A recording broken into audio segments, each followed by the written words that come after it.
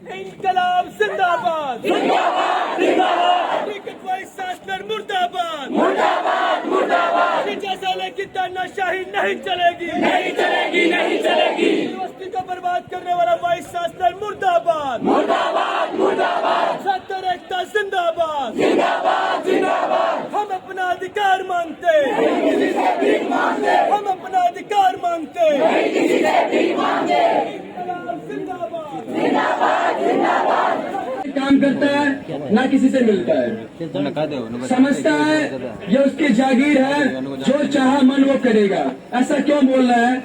ऊपर से आया हुआ सिफारिशी आदमी। आपको पता है ना वाइस चांसलर कैसे बनते हैं? ज्यादातर ऊपर से आया है, जिसके सेंटर में सरकार है, उनका कोई खास जानकार है, उन्होंने इसको भेजा है, तो ये समझ रहा है भाई मैं तो कुछ भी करूंगा, मेरा कुछ नहीं कर सकते।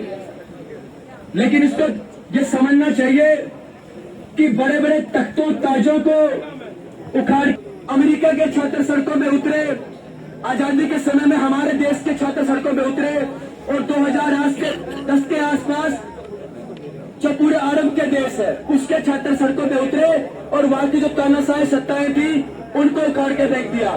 कुछ महीने पहले ही श्रीलंका में उथल पुथल मचाई, सबसे बड़ा योगदान छात्रों का। तो हम इसको अभी भी वार्निंग दे रहे हैं कि हमारी जायज मांग है, एक भी मांग हम ऐसी नहीं मान रहे हैं जो पूरी ना हो सके। तो उन जायज मांगों को या तो मान लो या आपको मजबूर होना पड़ेगा या से भगा के छोड़ देंगे। आज तो ये गेट बंद किया है, अगर हमारी डिमांड न मानी गई तो जो जहाँ पे बैठा हुआ है ना, चाहे ऑफिस में बैठा हुआ या घर पे बैठा हुआ है, इसको जब तक बाहर नहीं निकलने देंगे इसके ऑफिस से या इसके रेजिडेंस से, तब तक हमारी मांगे न मानी जाएंगी। हमें मजबूर मत कीजिए। ये फैसले सिलेबस क्या होगा, रूल क्या होंगे, ये सारे वो काउंसिल फाइनल करती है। और उस फाइनल में देश की अलग अलग यूनिवर्सिटी से बुद्धिजीवी लोग आते हैं। सिर्फ यूनिवर्सिटी प्रोफेसर नहीं होते, पूरे देश से आते हैं। दिल्ली यूनिवर्सिटी के वीसी, जीजेयू के वीसी और यूनिवर्सिटीज के वीसी, उन्होंने एक फैसला लिया। अपने वीसी साहब ने वो फैसला फाइनल मिनट्स में लिखा ही नहीं।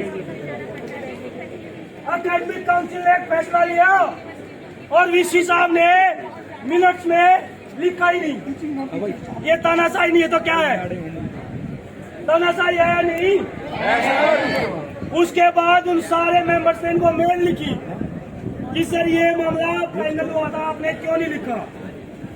वो फिर लिख दिया कि मामला डिस्कस तो हुआ था, कंक्लूड नहीं हुआ। मतलब कि 33 मेंबर थे, 33 में से मेजोरिटी ने इस पे कंक्लूड नहीं किया। अगेन वीसी साहब अपनी तानाशाही दिखाने झूठ बोल रहे हैं। क्यों? क्योंकि 33 में से 22 मेंबर के साइन हमारे पास है। 33 में से कितने? 22। 33 में से कितने? 22 ने हमें लिख के दिया हुआ कि हमने इसको फाइनल कर दिया, लेकिन वीसी साहब ने नहीं मानी। तो ये क्या है? हमारी यूनिवर्सिटी के स्टूडेंट्स की तो छोड़ो, प्रोफेसर्स को मिलने के लिए बुलाते हैं, वेटिंग एरिया में 2-2 ढाई घंटे तक बैठे रहते हैं, वहाँ बैठने बिठाए रहते हैं, टाइम नहीं देते। ये तानाशाही नहीं तो क्या है या नहीं है? ये वीसी साहब हमारी वजह से है या वीसी की वजह से हम है? हमारी वजह से वीसी साहब है। और यही बात हमें इनको बता देनी है कि हम हैं तो वीसी है और हम नहीं होंगे तो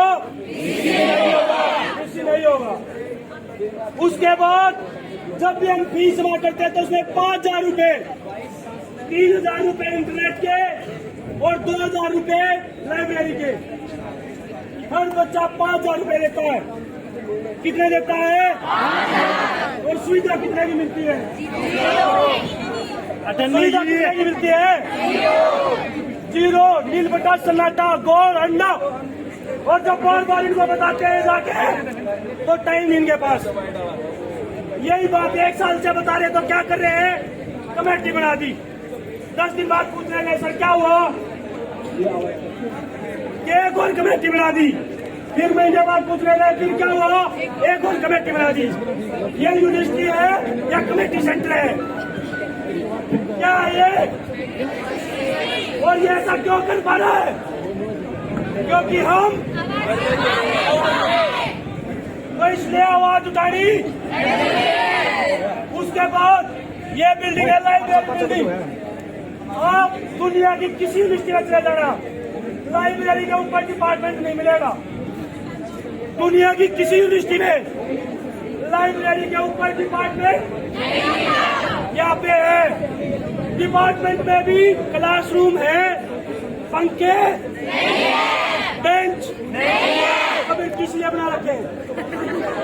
और जब पूछते हैं, बच्चे पूछने गए तो मैडम कह रही है कि ये इंडिया है, इनजस्टिस साढ़े के अंदर डालनी पड़ेगी। इंडिया है, इनजस्टिस साढ़े के अंदर डालनी पड़ेगी। और हम ये कह रहे हैं कि बदतमीजी है, और बदतमीजी बदतमीजी बदतमीजी। मैडम कह रही है कि अगर आपको सुविधा चाहिए तो प्राइवेट यूनिवर्सिटी में चले जाओ। और हम कह रहे हैं कि इसी यूनिवर्सिटी को अच्छी बनाएंगे। क्या बनाएंगे इसी यूनिवर्सिटी को?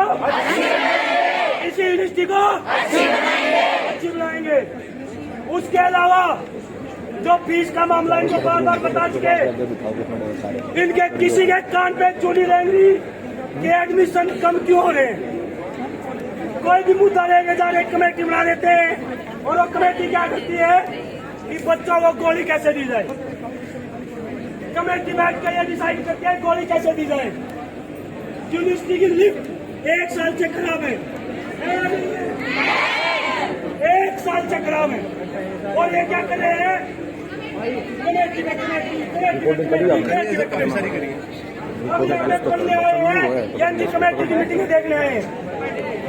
और हमें कह रहे कि आप यहाँ पढ़ने आए हो, पॉलिटिक्स करने आए हो। भैया पॉलिटिक्स नहीं कर रहे, हम पानी मांग रहे हैं, क्लासरूम में बेंच मांग रहे हैं, जिसकी आपने फीस लिया उसका इंटरनेट मांग रहे हैं, क्लासरूम में रेगुलर फैकल्टी मांग रहे हैं, पीएचडी सबमिट कर पाए उसके लिए आसान रूल मांग रहे हैं। ये गलत है। ऐसी राजनीति करे या ना करे, करे या ना करे। ये पॉलिटिशियंस के पैर छू छू के जूते चट चट के ऋषि बन गए। जो काम बोल रहा था आपको, हेलो, ये ऋषि इसके भी ब्रैकेट में से रखी। ये ऋषि इसके बने कि ये नेताओं के पास आके पैर धोते उनके। ये ऋषि क्यों बने? राजनीति की वजह से। ये ऋषि बंदे जो राजनीति कर सकते हैं और हम पानी के लिए। तो ये क्या है? ये बदतमीजी है। क्या ये बदतमीजी? बदतमीजी नहीं सहेंगे, बदतमीजी नहीं सहेंगे। और ये बात इनको समझ में आ जानी चाहिए। और इनकी समझ में नहीं आई तो ये जो आज हमने एक दिन के लिए सभा की है, इसको हम आगे करेंगे नहीं करेंगे? करेंगे नहीं करेंगे?